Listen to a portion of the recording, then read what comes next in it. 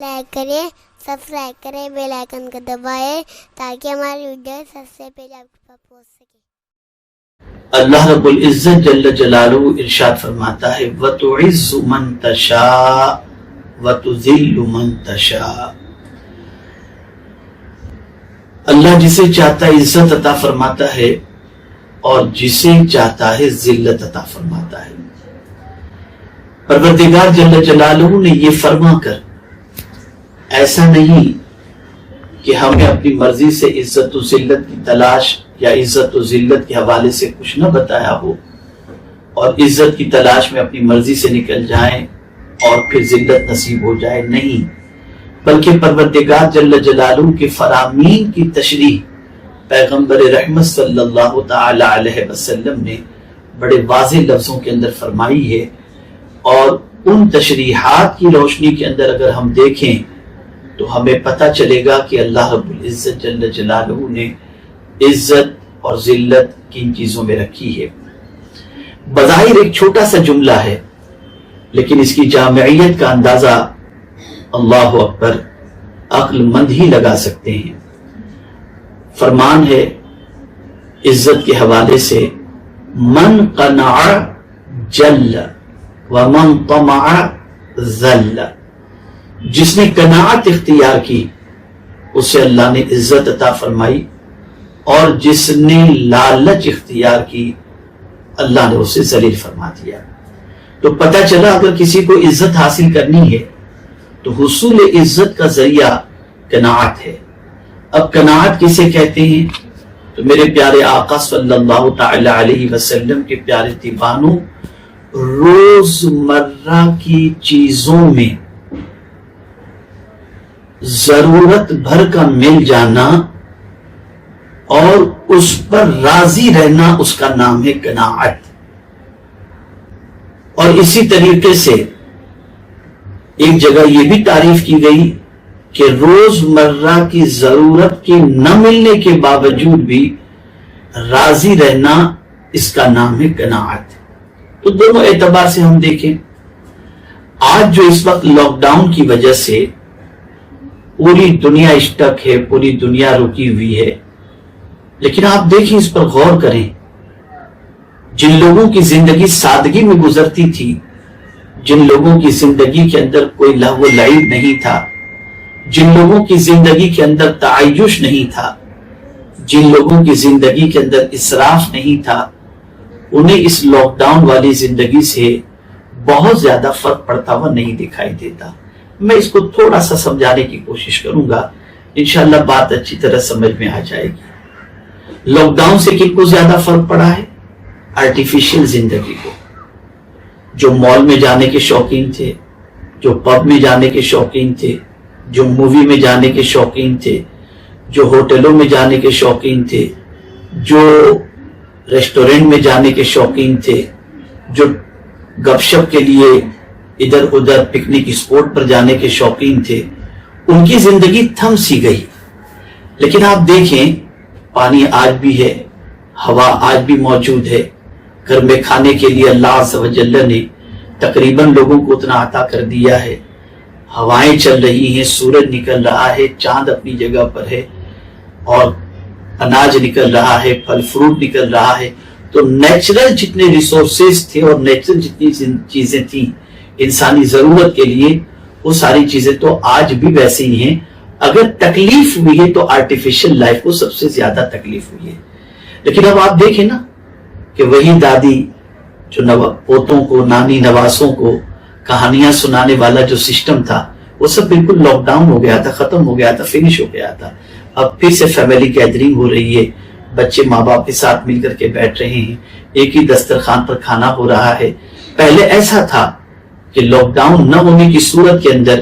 باپ کہیں کھانا کھا رہا ہے، ماں کہیں کھانا کھا رہی ہے، بیٹا کہیں کھانا کھا رہا ہے، بیٹی کہیں کھانا کھا رہی ہے، آپسی میل ملاپ، محبت، رشتہ داری اور ایک جگہ بیٹھ کر کے کھانے کا سسٹم تقریباً مفقود ہو چکا تھا، لیکن اب یہ ساری چیزیں موجود ہیں۔ تو عرض کرنے کا منشا یہ ہے کہ آرٹیفیشل لائف کے اندر پرابلم ہوا ہے، لیکن اوریجنل لائف کے اندر جن کی زندگی سادگی میں گزرتی تھی ان کے لیے کوئی مسئلہ نہیں ہے۔ اس لیے ہمیشہ اس چیز کو ہمیں ذہن میں رکھنا ہے،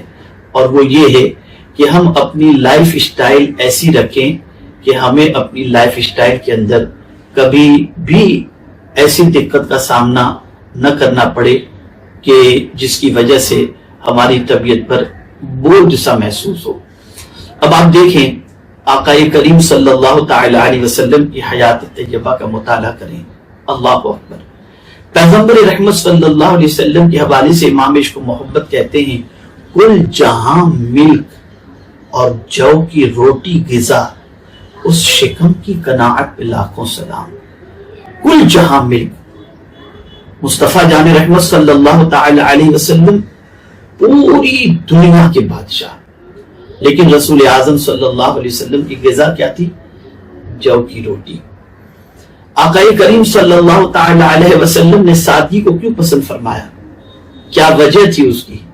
آئیے رسول اعظم صلی اللہ علیہ وسلم کی ایک حدیث سے اس کی وضاحت آپ کی سمجھ میں آ جائے گی۔ حضرت عبداللہ ابن مسعود رضی اللہ المولا تبارک و تعالی عنہ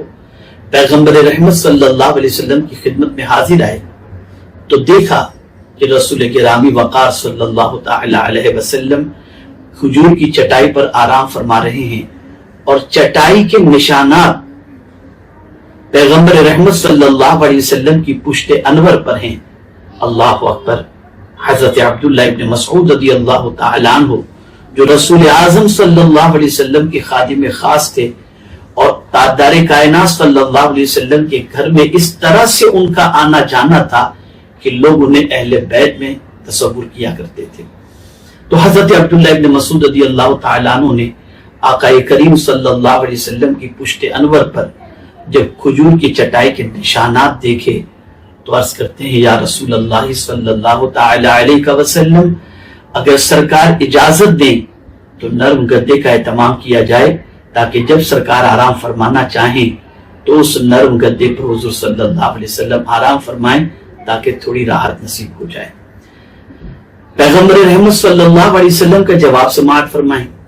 آقا کریم صلی اللہ تعالی علیہ وسلم نے ارشاد فرمایا، یہ دنیا اس کے لیے ہے جس کا کوئی گھر نہ ہو، ہمارا گھر تو آخرت ہے۔ اللہ اکبر۔ اور پیغمبر رحمت صلی اللہ علیہ وسلم نے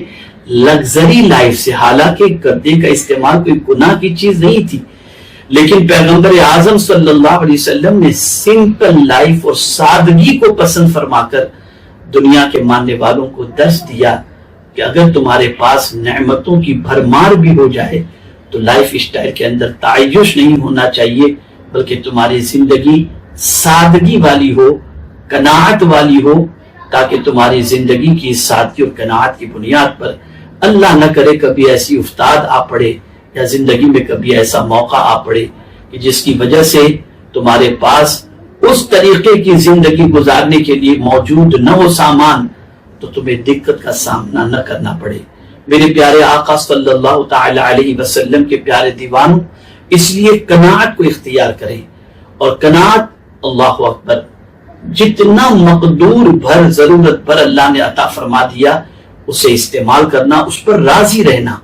میرے پیارے آقا صلی اللہ تعالی علیہ وسلم کے پیارے دیوانوں، اور جسم کو بہت زیادہ راحت والا بنانے کی بجائے جسم کو مشقت اٹھانے والا بنانا چاہیے۔ میرے پیارے آقا صلی اللہ تعالی علیہ وسلم کے پیارے دیوانوں، آج انسان کی سچویشن کیا ہے؟ ایسے دنیا میں ڈوب گیا، اتنا ڈوب گیا، اتنا ڈوب گیا، اتنا ڈوب گیا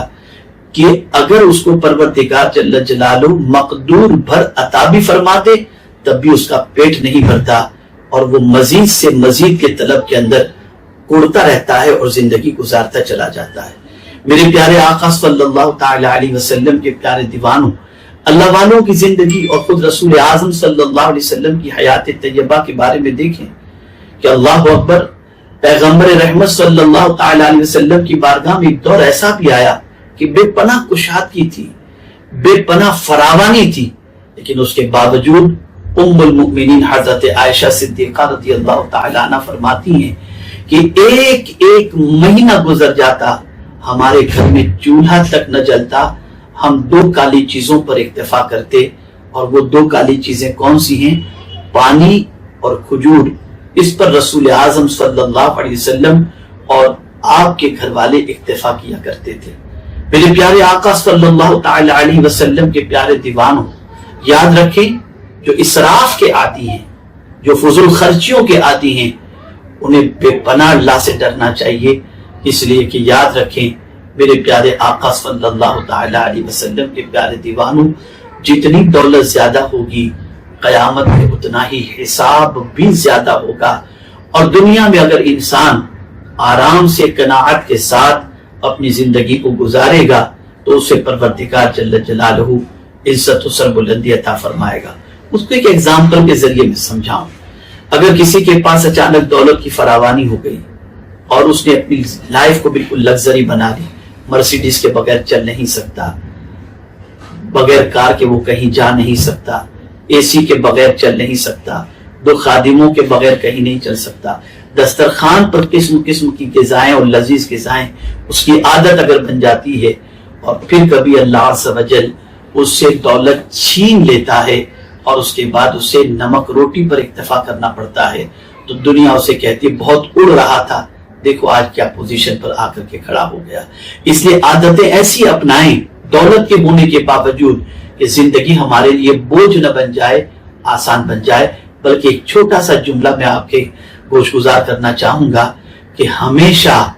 عادتوں کے غلام مت بن جاؤ، یعنی کوئی ایسی عادت نے اختیار کرو جن عادتوں کی غلامی ہمیں دنیا اور آخرت میں رسوائی کا شکار کر دے۔ گٹکے کی عادت ہے، شراب کی عادت ہے، سگریٹ کی عادت ہے، یہ ساری وہ عادتیں ہیں جس سے انسان ان عادتوں کا غلام بن جاتا ہے، اور ان عادتوں کے غلام بننے کی وجہ سے اس کی زندگی جو ہے، کبھی وہ چیز اس کے پاس خریدنے کے لیے رقم نہ ہو تو پھر وہ نہ جانے کیسی کیسی حرکتیں کر بیٹھتا ہے۔ اس لیے اپنی لائف کو بالکل سمپل بنانے کی کوشش کریں۔ میں آپ کو بتاؤں گا تو حیرت ہوگی، آقا کریم صلی اللہ تعالی علیہ وسلم کے دسترخوان پر کبھی چھوٹی چھوٹی پیالیاں نہیں ہوتی تھی۔